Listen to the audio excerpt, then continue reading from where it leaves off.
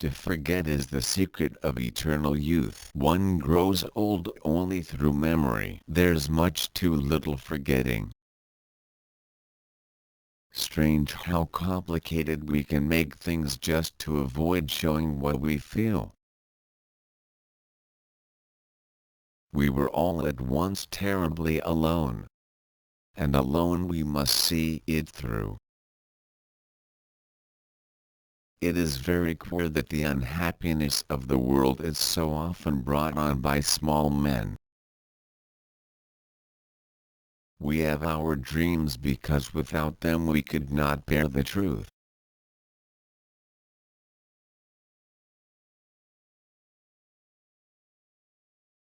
The music enchanted the air. It was like the south wind, like a warm night, like swelling sails beneath the stars, completely and utterly unreal. It made everything spacious and colorful. The dark stream of life seemed pulsing in it. There were no burdens anymore, no limits.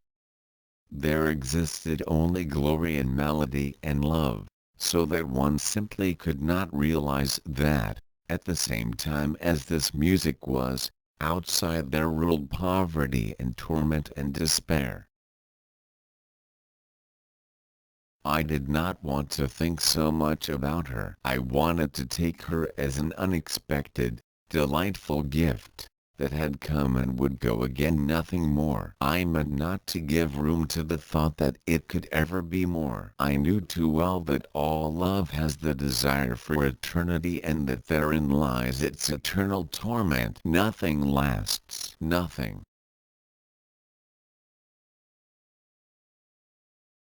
But probably that's the way of the world. When we have finally learned something we're too old to apply it. And so it goes, wave after wave, generation after generation. No one learns anything at all from anyone else.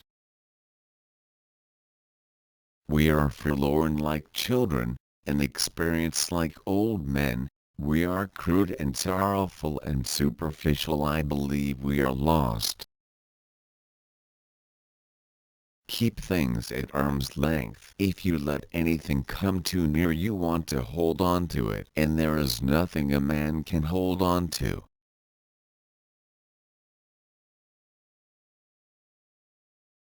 It's only terrible to have nothing to wait for.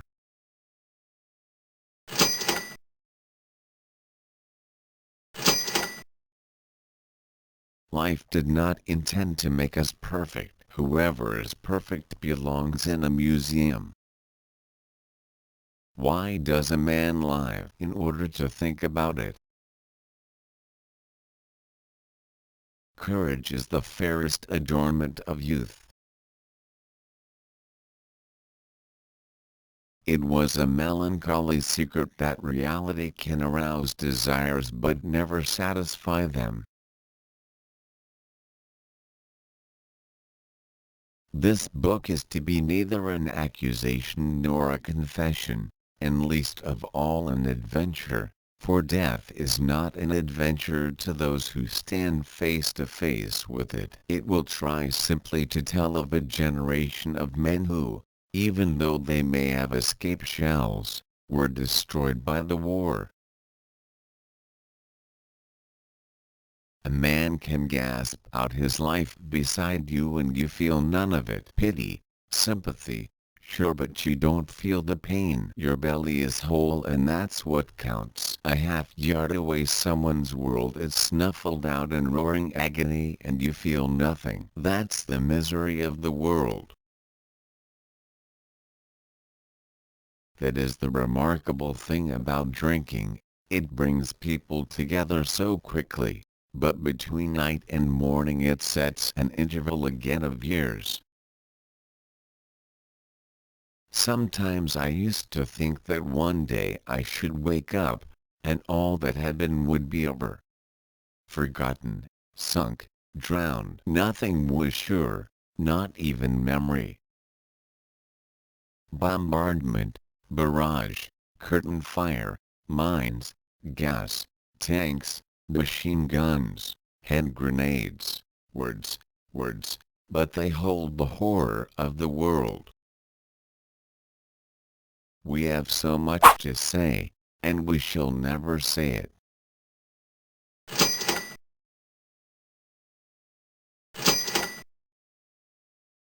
I want to think, and at the same time that's the last thing in the world I want to do. Kachkinsky says it is all to do with education, it softens the brain. Our knowledge of life is limited to death. Come, let me kiss you. Life was never so precious as today when it meant so little. They are more to me than life, these voices, they are more than motherliness and more than fear. They are the strongest, most comforting thing there is anywhere, they are the voices of my comrades. Am I jealous?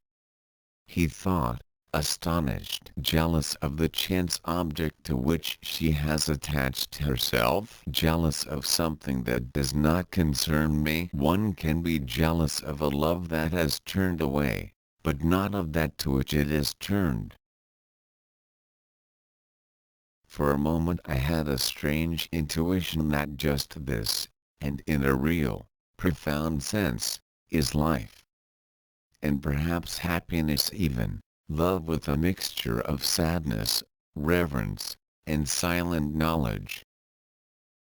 Our thoughts are clay, they are molded with the changes of the days. When we are resting they are good. Under fire, they are dead fields of craters within and without. For us lads of 18 they ought to have been mediators and guides to the world of maturity, the world of work, of duty, of culture, of progress, to the future.